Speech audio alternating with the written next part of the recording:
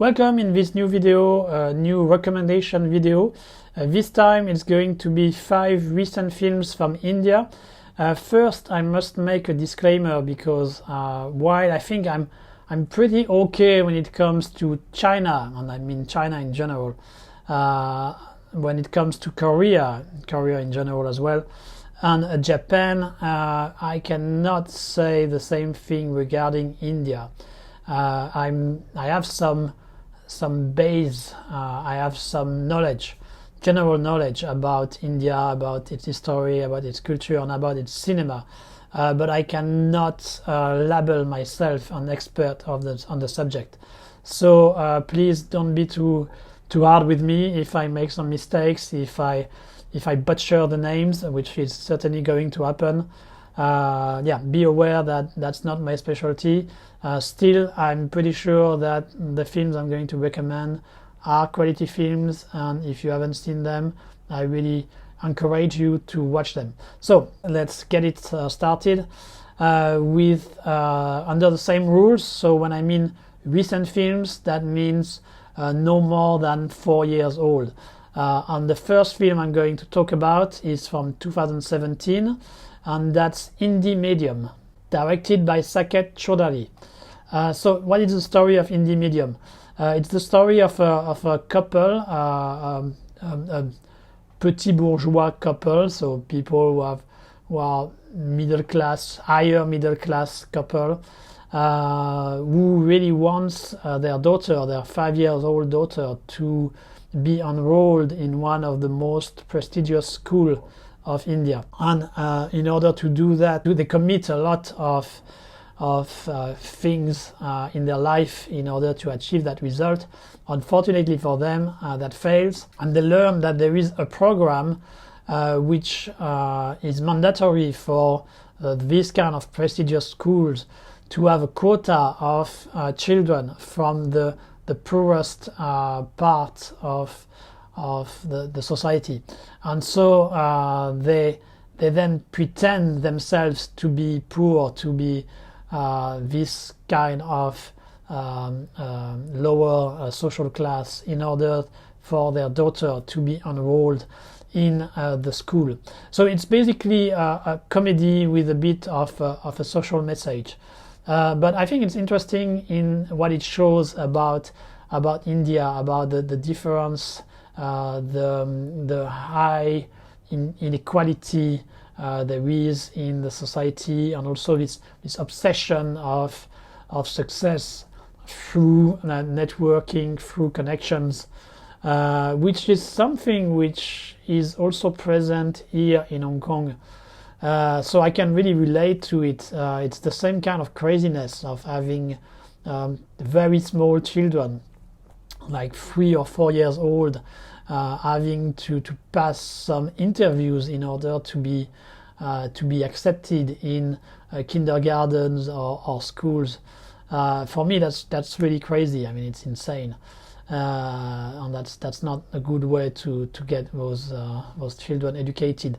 But anyway, that's a concept which seems to be quite strong in the places which have been under British influence. So I'm guessing that it comes first and foremost from this British influence, and I think it's even increased because of the cultural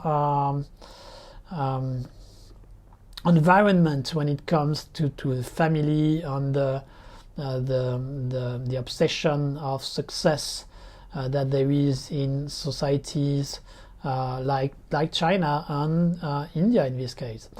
And so for this reason, Indie Medium is already very interesting, but it's also a nice comedy with not crazy comedy, just by sticking to the facts, to the reality that there is. There is also the theme of corruption, which is very present, and which is probably quite emblematic of what happens in India. So all these themes are there, and the director doesn't have to do much in order to get comedy situations out of it. On that aspect, it's a very nice little comedy with an interesting message and a positive message, because it tries to show that that this kind of madness is not really helping in any way. You also have the film also benefits from the presence of Irfan Khan, which you may be familiar with for its participation in the Jurassic World. He's unfortunately has passed away recently, but he's really a good actor. He's really someone who is able to make any kind of character is played someone you would care for, and that really works well here as well in indie medium. He really managed to make his character, his father character, very both funny and someone you want to root for. And I must also precise that the film is very short. It's less than 2 hours, and there is no dance or singing scenes. Because I know that for many people, Bollywood films means that there would be a lot of these kind of things. It would be very long, and there would be dance and songs. That's not the case here. So if you have a problem with that aspect, then you can check indie medium. You won't have any worry to have on that aspect. So yeah, indie medium, very nice comedy with some social subtext. So I really recommend the film. The second film I'm going to recommend is from 2018, and it's called Padmavati, directed by Sanjay Leela Bhansali. You may be aware of Bhansali because he had done quite a few years ago Devdas, which was one of the most famous Indian film at some point. Personally, actually, I'm not very fond of Devdas. The film is beautiful, but I really have a big problem when it comes to the character and the story. Fortunately for me, I don't have this problem in Padmavati. Padmavati takes place in the 13th century, and you have an ambitious young warlord named Saladin, who is basically taking over India, and he falls in love with the queen of Rajasthan, with Padmavati, so the title character. And then he mobilized his army in order to get her. The film is visually amazing. It's out of this world. The sets, the palace, the landscape, and most of all the costumes and the perfection of the actors chosen, I mean in the appearance of the actors chosen for the parts, it's really outstanding. I mean, if you want a beautiful film, you have to check Padmavati. It's very, very impressive when it comes to this aspect.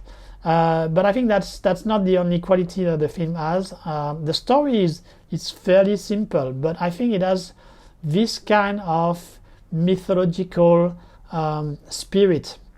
It really have this kind of spirit, and I really thought a lot about Iliad, so the War of Troy, when the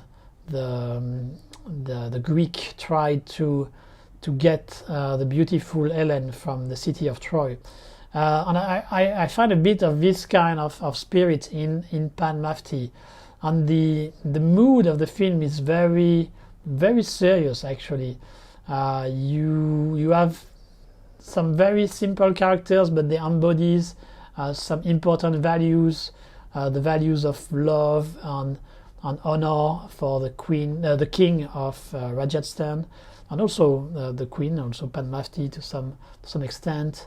And on the other hand, you have the greed and the desire, and the ambition, which are the main emotions from Saladin. It can be considered as simplistic, but I don't think that's a problem, because it has this mythological aspect, and it's treated very seriously. and it's very well done. Contrary to indie medium, the film is long, 2 hours 40 minutes, and it has some dance and song scenes. Personally, I don't have a problem with it. I think they are very well done. The film is maybe slightly overlong.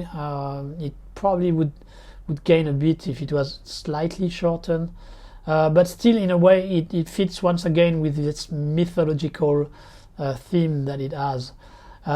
So, and also the film had some difficult encounter with Hindu nationalists because of the classical problem between the religion there is in India. So it's a film worth of support, I think, and certainly worth a view. It's beautiful. It's very impressive on many aspects. Just be aware that the CGI though are not so great, so that's one of the weakness of the film. But aside from that, and aside from the length, which is maybe a bit overlong, as I said, the film is really one of the greatest Indian films I've watched so far. So I really recommend you to check it. Third film to recommend, it's Jallikattu. Jallikattu, directed by Lijo José Pellicer in 2019. Jallikattu is a film made in the south of India, and I have the impression, based on my limited knowledge of Indian cinema, that the films made in the south are usually much more realistic, much more rough, compared to the one being made in the north being the more bright colors, Bollywood films as we know them. And Jallikattu is really a film like this. It has no dance scenes, it has a limited time, only like 90 minutes, and the what it describes, it's much more dark. The atmosphere is much more heavy compared to films, the more classical Bollywood films. What is the story of Jallikattu? So it's a very simple concept. You simply have a cow which someone is supposed to kill, but she managed to escape, and then she starts to make a mess in the little village where the protagonists are living in. And so they all start to try to catch it, but by doing so, all the emotions, all the bad blood that there is between the different inhabitants of the village starts to come back to the surface, and they develop, and it goes into a whirlwind of aggressivity, basically. It's a very intriguing film. It's a very simple concept, but it works very well, and it's extremely well directed. There is a real mastery of the editing, of the sound design, which kind of goes against what we are seeing, because we are seeing this very average village. I mean, there is not a lot of wealth, obviously, from the village. It's just everyday people. But the mastery of the direction really gives an interesting contrast to what it's showing in the film, and at the same time it goes into more and more craziness until the last third of the film, which goes a bit into the fantasy realm at some point, but it creates some very powerful image which will remain in your brain even after you have finished the film. So Jallikattu, very interesting, very original atmosphere, and if you want to see a different kind of Bollywood film, it's really a strong recommendation. A fourth recommendation is a film from the same year, 2019, and it is War, directed by Siddharth Anand. So War, it's the meeting of the two muscle men of Indian cinema. Hrithik Roshan for the older one, and Tiger Shroff for the newer one. If you are aware of the Baggy series, which have Tiger Shroff as the main hero, and which in each episode is getting crazier and crazier into creating this action hero persona, with some success, I would say, in Baggy 2, but which fails in Baggy 3. War is the good version of those films. I mean, it's the better version. And it's a better version thanks to the presence of Hrithik Roshan. I really think Hrithik Roshan is very classy and very charismatic in this film. Personally, I had discovered Hrithik Roshan in the early 2000s when he did films like Fiza, Operation Kashmir, and I thought he had some charisma. I mean, he had all the tools to become a star. But I didn't really follow much more, and I didn't see any film from him until War, and so I rediscovered him with War. And my God, with 15 years older, he's actually even more charismatic now. I mean, he still has the very impressive physical, the stare, but at the same time, he has age has given him some kind of even more strong presence, and so he is very impressive on War. And I would say he dwarfs his competitor Tiger Shroff, who seems always to be 1 or 2 levels below him. The film itself is basically an Indian version of Mission Impossible, with a little bit of James Bond as well. It's quite well made on every aspect, except maybe for the fist fights. The fist fights are a bit disappointing in my opinion. It's too much editing, and the direction is not at the level which we could expect, especially when they have such talented performers as Hrithik Roshan and Tiger Shroff. The film is also interesting for all the subtext that there is. Really, when you watch the film, you cannot wonder if Tiger Shroff has become gay and is basically secretly in love with Hrithik Roshan. I mean, there is so much homoeroticism in the film that it's a bit like watching a Shang-Chi film from the 70s. You really wonder if it's just a friendship or a mentorship relation you are watching, or if it's not just a powerful gay love story. There is also some psychological subtext, because there is clearly the idea for Tiger Shroff of killing the father. I mean, taking the place of Hrithik Roshan, and the film can be seen as this meta-contextual film there, aside from the main storyline. So for all these reasons, War is a pretty good film. If you want to watch it as a straight big Mission Impossible like production, it's probably what Bollywood has made the best on this concept. But if you want also to have a bit more fun in the kind of subtext that the film carries, well, War has a lot to offer on that, has a lot to unpack. And if you just love watching muscle men, then War is perfect. So check it out. And the last film from this video, it's a 2020 production, so a very recent production, titled Dil Bechara, and it's directed by Mukesh Chabra. So Dil Bechara, we are getting back more into the indie medium or Jallikattu territory. It's a film from the south of India once again, with a fairly short length, just slightly over 90 minutes, with no dance or songs. It's a very simple story, the love story between two young characters who are both handicapped, who are both cancer survivors. The girls has a thyroid cancer, so she has to always carry an oxygen bottle with her. And the boy had, I don't remember exactly what kind of cancer he had, but he lost a leg in the process.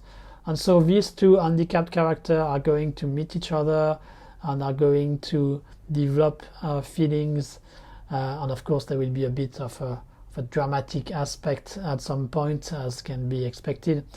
But so very simple story with nice performances from the actors who managed to make their characters very relatable, very emotionally involving. It has also, of course, a positive message, because we see these handicapped people as the human beings that they are, which I'm guessing may not be completely the case in India. I'm not completely sure on that, but I'm guessing that handicap is still seen as something fairly bad, and so this film is showing how human they are. So it's a simple film, a simple story, but very well made, very engaging, and so for all these reasons, I think Dil Bechara is a nice watch and a good way to discover India through another facet. And so that's it for my 5 Indian recent films recommendation. Don't hesitate to tell me if you have some other films to recommend. Don't hesitate to argue with me if you disagree with some of the choice I've made. The next video will be published next week, so see you very soon on the channel.